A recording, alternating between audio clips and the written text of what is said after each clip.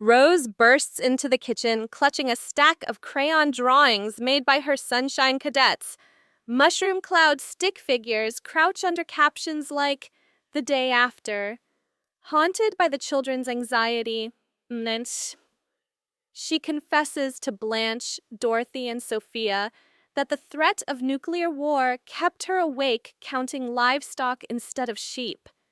Determined not to let fear win, Rose has mailed heartfelt pleas for disarmament to both President Reagan and Soviet Premier Mikhail Gorbachev.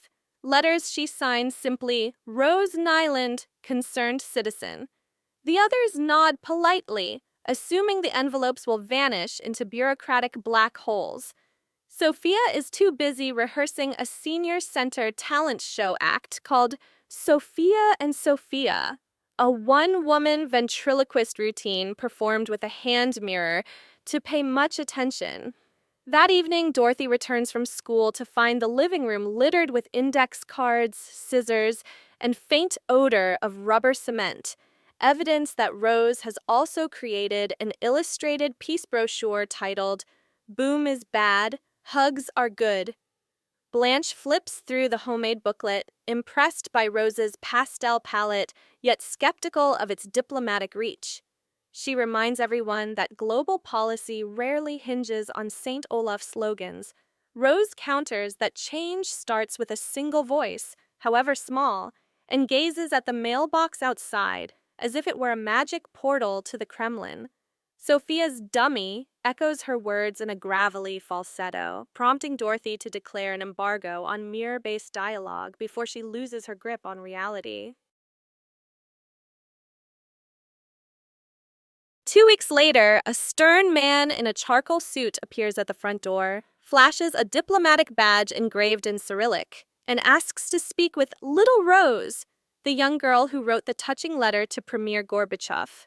Blanche nearly faints, partly from shock, partly because the emissary, Alexei Borokov, resembles a brooding Russian novel hero with shoulders spanning 2 time zones.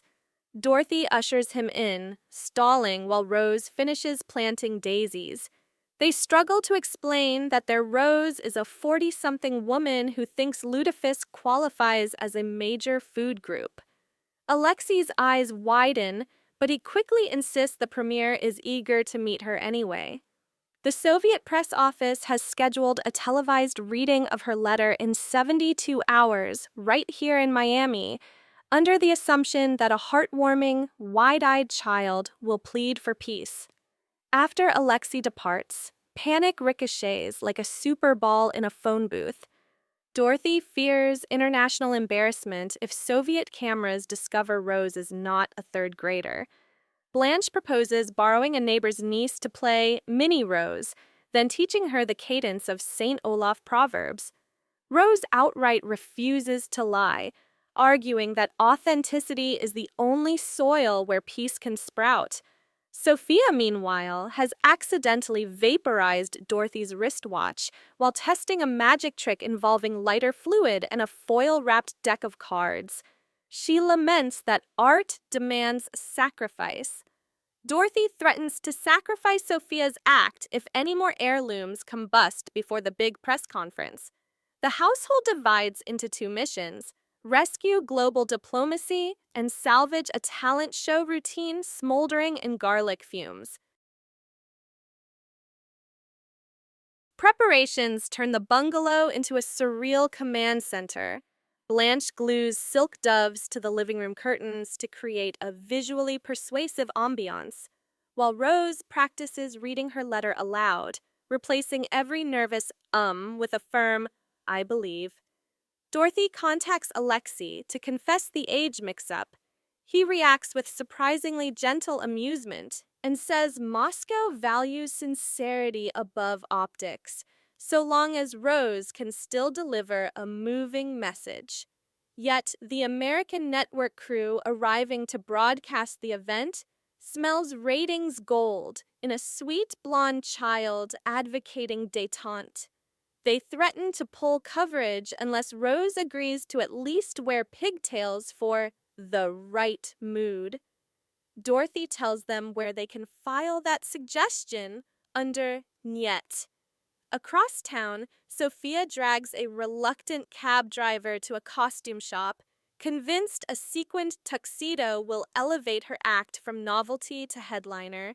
She also purchases a ventriloquist dummy resembling a tiny Sophia, complete with plastic bun and floral dress.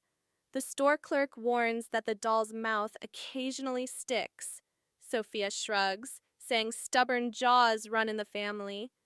Back home, she unveils Mini Sophia to applause cut short when the dummy chomps down on Rose's peace brochure and refuses to release it.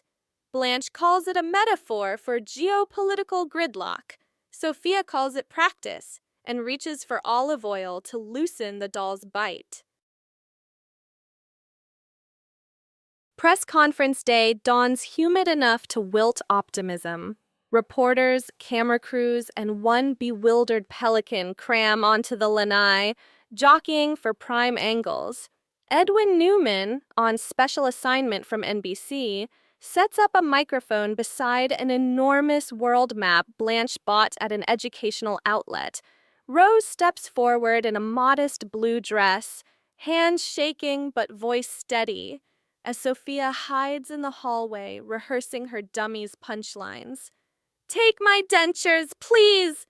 Dorothy stands behind Rose, poised to offer moral support, or catch her if she faints. Blanche flits about, ensuring the lighting accentuates their best sides. She may not broker peace, but she will guarantee flattering shadows. Just as the broadcast begins, Mini Sophia's jaw snaps shut on Sophia's finger backstage, eliciting a Sicilian oath that hot mics broadcast nationwide. Rose, undeterred, introduces herself not as a child but as a grown woman terrified for the world's children. She reads her original letter, its simple plea to dismantle big bombs built by big boys who should know better, and the lanai falls silent except for cicadas buzzing a reluctant hymn.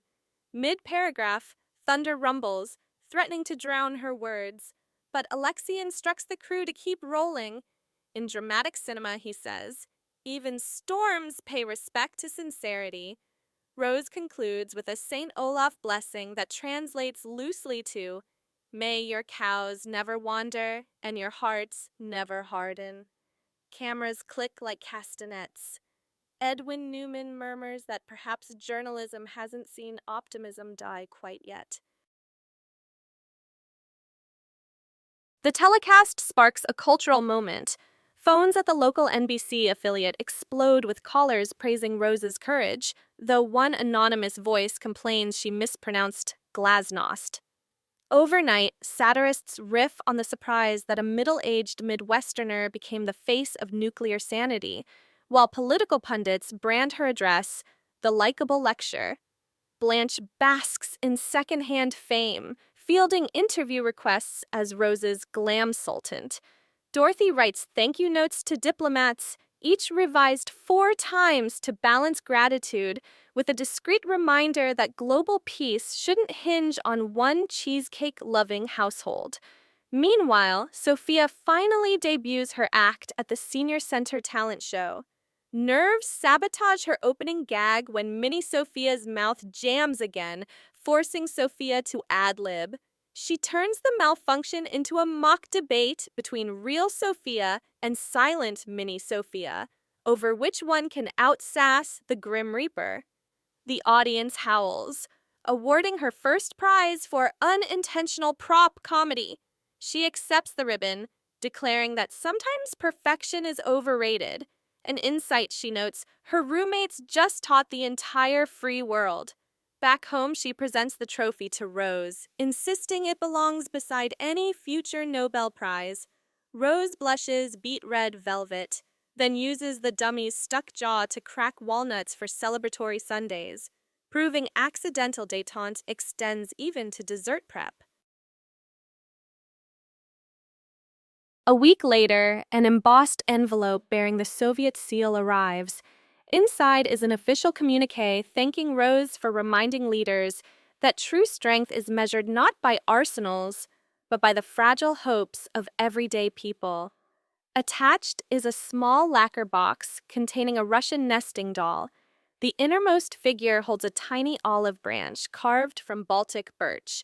Rose sets it on the mantel beside Sophia's talent show ribbon and the still stubborn mini Sophia doll, forming a shrine to improbable victories. Dorothy suggests framing the letter for her classroom bulletin board titled Civics in Action.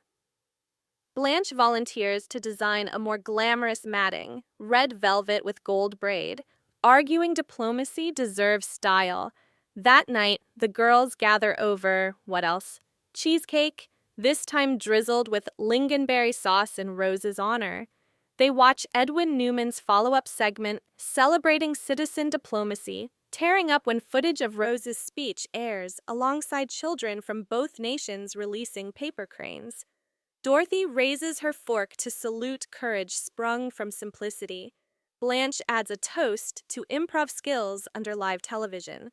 Sophia tops them by toasting Mini Sophia, whose locked jaw bit fear right in the tuchus.